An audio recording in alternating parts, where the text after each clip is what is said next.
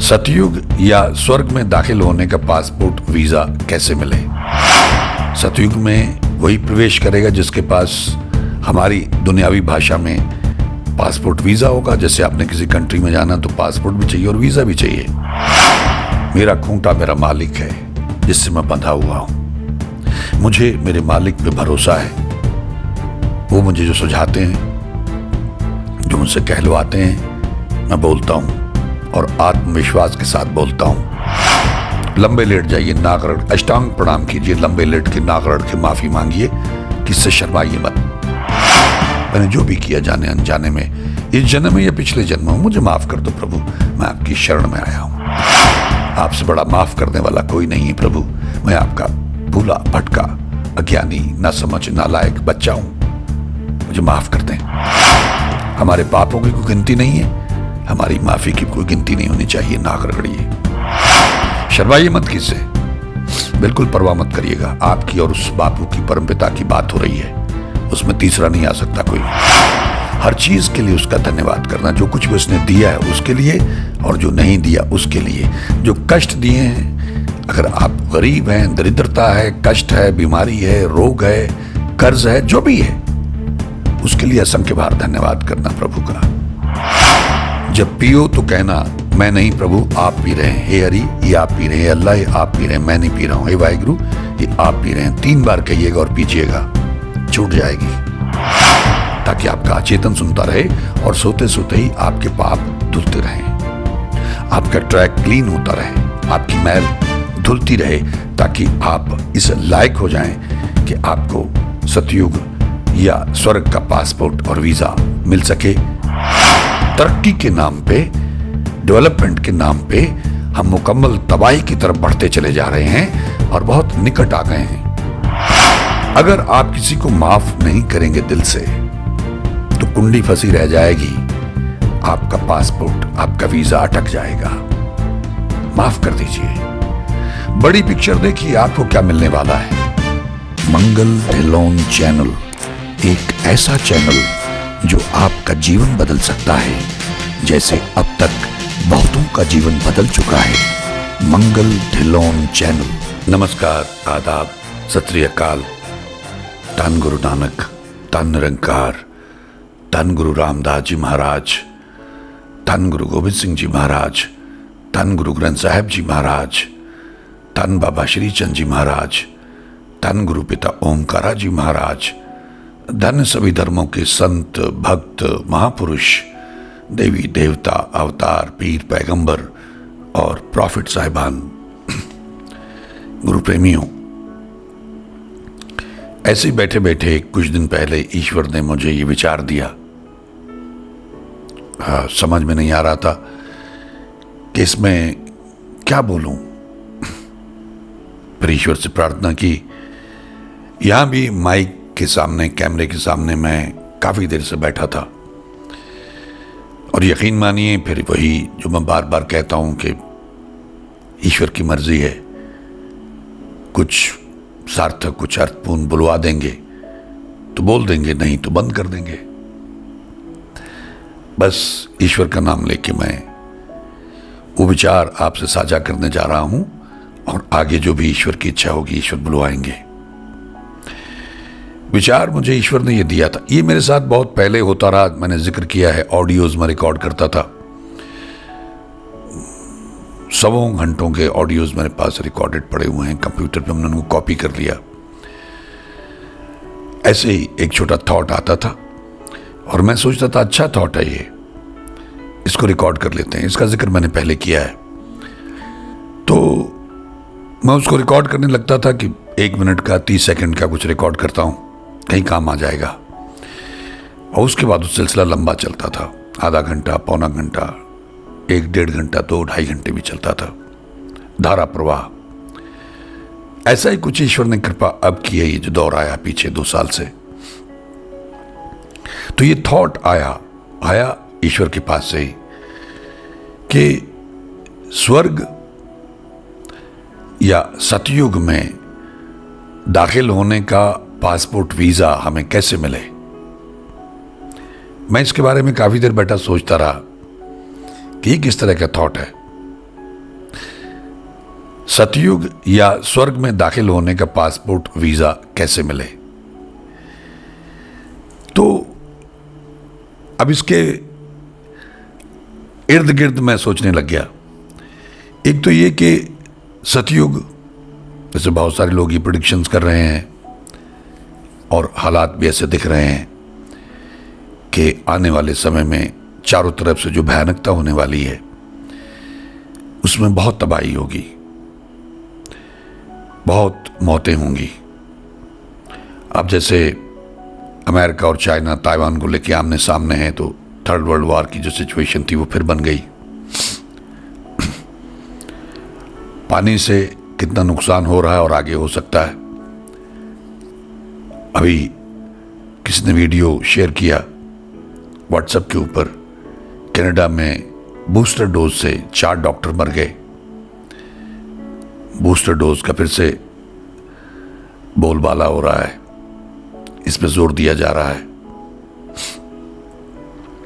तो चारों तरफ हाहाकार तो है, महंगाई इतनी बढ़ गई है, सरकार कुछ ऐसे नियम बना रही है, ऐसे कानून पास कर रही है,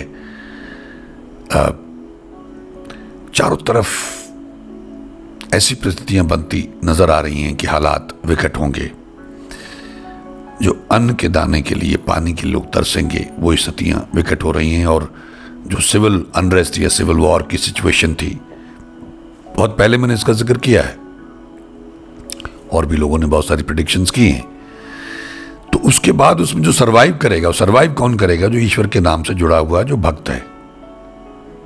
शनिदेव के बारे में कहा जा रहा है कि वो इंसाफ करेंगे, दुष्टों का नाश करेंगे। अलग अलग लोगों की अपनी अपनी जो ऑब्जर्वेशंस हैं या उनकी जो विद्या है उसके हिसाब से वो बता रहे हैं। तो मुझे लगा उसी संदर्भ में ये थॉट ईश्वर ने मुझे दिया कि मान लीजिए आपने सतयुग में प्रवेश करना है, तो इसका मतलब सतयुग में वही प्रवेश करेगा जिसके पास हमारी दुनियावी भाषा में पासपोर्ट वीज़ा होगा। जैसे आपने किसी कंट्री में जाना तो पासपोर्ट भी चाहिए और वीज़ा भी चाहिए।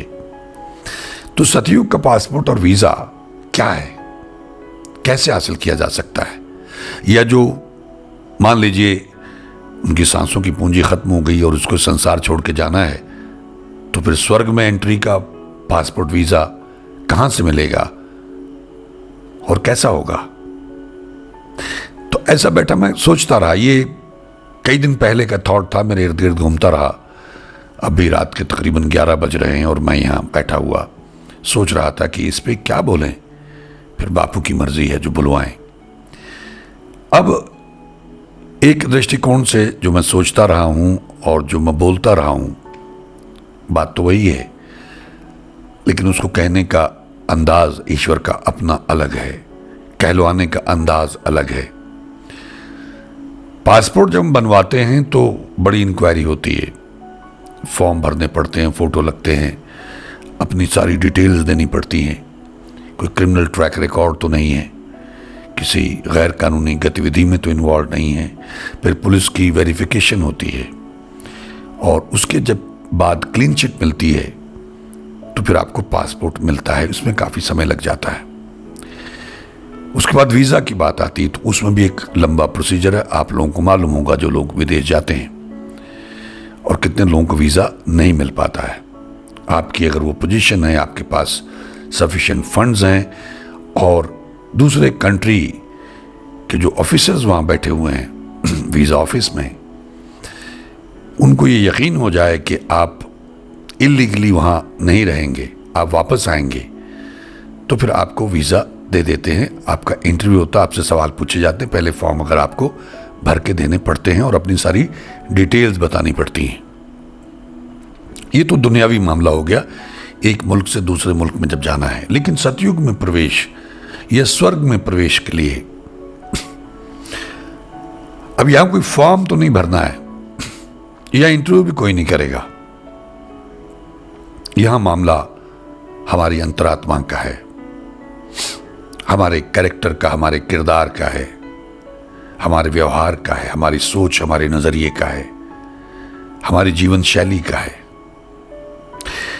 तो मैं निश्चित रूप से, हालांकि I am no authority, I am nobody, लेकिन फिर भी जो ईश्वर मुझे सुझाते हैं हमारे पंजाबी में कहावत है कि कट्टा किले दे जोर ते तिंगदा है, यानी जो पड्डा होता है, इसका मैंने पहले भी कहीं जिक्र किया है, वो जब जोर लगाता है, तिंगदा है, जोर लगाता है, दम दिखाता है अपना, तो जो खूंटा होता है, खूंटा कितना मजबूत है। मेरा खूंटा मेरा मालिक है जिससे मैं बंधा हुआ हूं। मुझे मेरे मालिक पे भरोसा है। वो मुझे जो सुझाते हैं, जो मुझसे कहलवाते हैं, मैं बोलता हूं और आत्मविश्वास के साथ बोलता हूं। यहां भी मुझे जो इंडिकेशन वो दे रहे हैं वो यही है कि अगर आपने आज से ही ईश्वर का नाम जपना शुरू कर दिया, अब उसे ईश्वर, अल्लाह, वाहिगुरु, गॉड जो भी कहें, जो भी नाम आपके मन के करीब है, अगर आपने कभी जपा ही नहीं है, अगर आप जपते चले आ रहे हैं तो बहुत अच्छी बात है। अब उसको बढ़ा दें, टाइम बढ़ा दें, जपें और सुने। ये मैं बार बार कहता आया हूं, लेकिन आज मैं उसको अलग ढंग से कहने का प्रयास कर रहा हूं।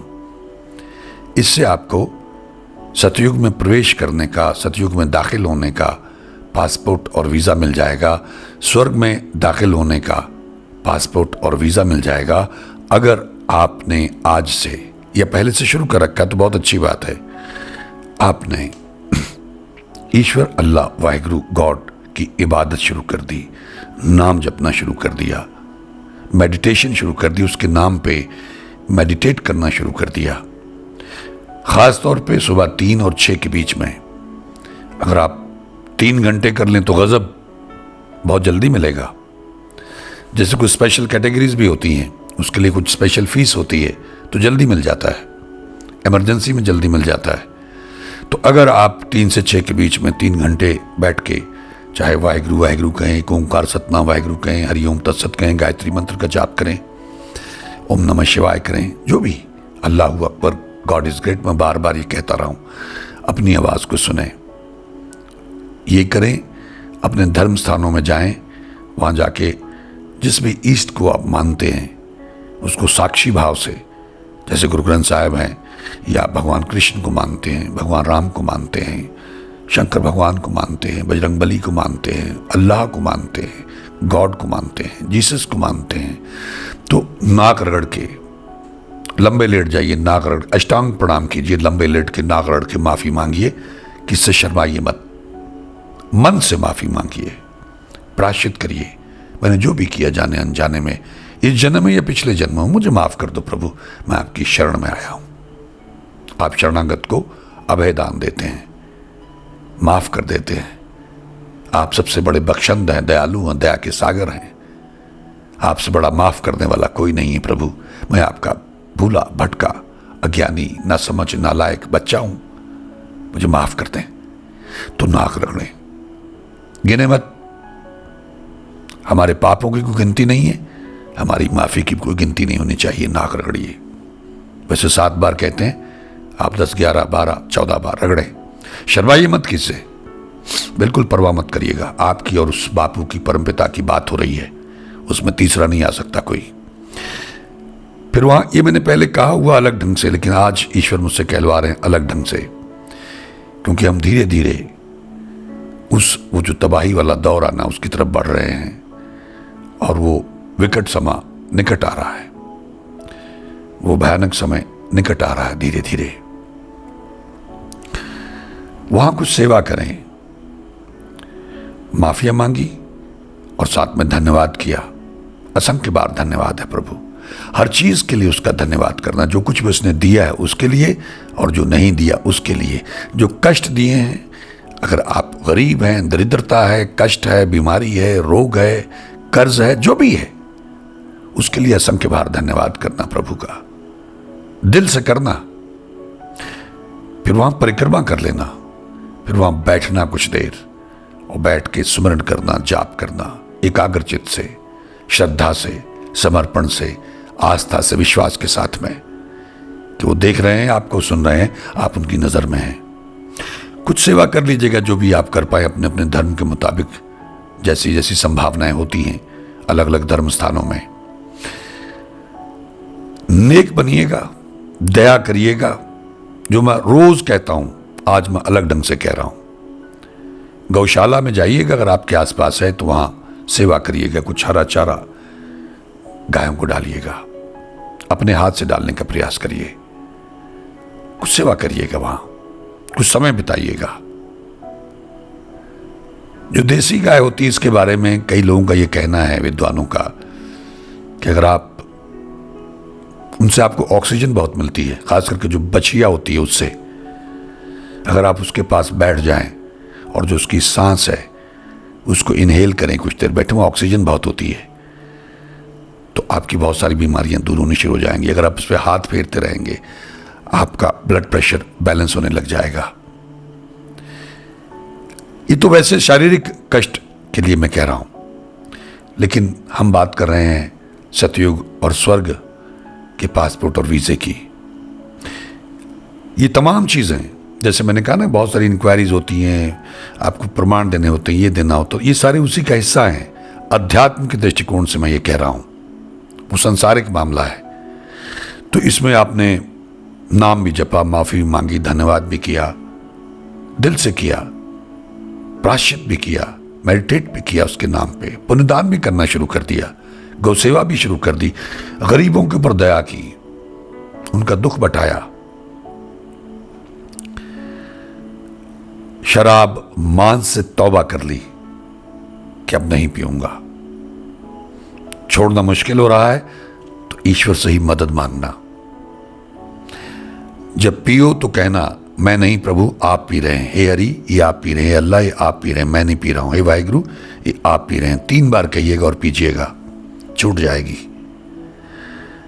तो सदाचारी बनिएगा, दूसरों की बहन बेटियों को अपनी बहन बेटी समझिए, अपनी पत्नी के अलावा हर स्त्री को अपनी बहन बेटी मां मानिएगा।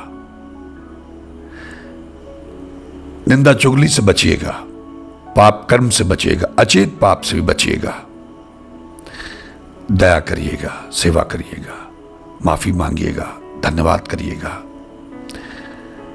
जिसकी जो मदद कर सके कर दीजिएगा, जितनी आपसे बन पड़े। रात को भजन कीर्तन, उस ईश्वर की स्तुति, जो कुछ भी आपके पास उपलब्ध हो उसको रिपीट पे लगा के सोइएगा। टेलीग्राम को अगर आप डाउनलोड कर लेते हैं तो उसमें वैसे ही ऑप्शन है, आप कुछ प्ले कर दें वो रिपीट होता रहेगा, कुछ भी भजन वगैरह। अगर आपके पास मटेरियल है अच्छी बात है, नहीं तो हमारी mangal.dhillon.in साइट है, वहां जाके डाउनलोड्स में हीलिंग शब्द में से सर्वरोग का औखद नाम के शब्द टेस्टेड हैं, ट्राइड एंड टेस्टेड हैं, उनको डाउनलोड कर लीजिएगा। अगर धन गुरु नानक हमारा ग्रुप है, टेलीग्राम ग्रुप है, जिसका लिंक हर वीडियो में जो कमेंट्स होते हैं उनके सबसे ऊपर पिन किया होता है, वहां नीचे लिंक दिया होता है, उसको क्लिक करके भी आप धन गुरु नानक ग्रुप ज्वाइन कर सकते हैं। तो उसमें आपको ये शब्द मिल जाएंगे, 1.5 घंटे के हैं, MP3 में, आपको कुछ करने की जरूरत नहीं, उसी को आप प्ले कर देंगे। अगर टेलीग्राम आपके पास आपने डाउनलोड कर लिया तो निश्चित रूप से आप आसानी से ज्वाइन कर सकते हैं, उसको आप प्ले कर देंगे तो रिपीट चलता रहेगा। हल्के वॉल्यूम पे रात को रिपीट पे लगा के सो जाएं, ताकि आपका अचेतन सुनता रहे और सोते सोते ही आपके पाप धुलते रहें, आपका ट्रैक क्लीन होता रहे, आपकी मैल धुलती रहे, ताकि आप इस लायक हो जाएं कि आपको सतयुग या स्वर्ग का पासपोर्ट और वीजा मिल सके, कैंसलेशन ना हो, रिजेक्ट ना हो। ये सारे कर्म आपको करने होंगे। दया से बढ़ के कोई नेकी नहीं है। अगर दया है तो तभी धर्म है, वरना धर्म का कोई मतलब नहीं है। और माफ कर देने से बड़ा कोई शस्त्र नहीं है। जिन्होंने आपका बुरा किया है उनको माफ कर देना, जिनका आपने बुरा किया है उनसे माफी मांग लेना। जब तक आप ये नहीं करेंगे, देखिए ये शब्दों में बड़ी ताकत है। वो 3 बार जैसे संकल्प लेते हैं, 3 बार तलाक तलाक कहते हैं, 3 बार कौल देते हैं, वचन देते हैं, इनका बड़ा महत्व है। ये सदियों से कोई परंपराएं हमारी चली आ रही हैं, जिनको हम भूलते जा रहे हैं, जिनसे हम टूटते जा रहे हैं, और बड़ी तेजी से हम तबाही की तरफ अग्रसर हैं। दिन रात हमने एक कर दी है। तरक्की के नाम पे, डेवलपमेंट के नाम पे हम मुकम्मल तबाही की तरफ बढ़ते चले जा रहे हैं और बहुत निकट आ गए हैं। दस्तक दे रही है मुकम्मल तबाही। तो अगर आप किसी को माफ नहीं करेंगे दिल से तो कुंडी फंसी रह जाएगी, आपका पासपोर्ट, आपका वीजा अटक जाएगा। माफ कर दीजिए। बड़ी पिक्चर देखिए, आपको क्या मिलने वाला है। मंगल ढिल्लोन चैनल एक ऐसा चैनल जो आपका जीवन बदल सकता है, जैसे अब तक बहुतों का जीवन बदल चुका है। मंगल ढिल्लोन चैनल।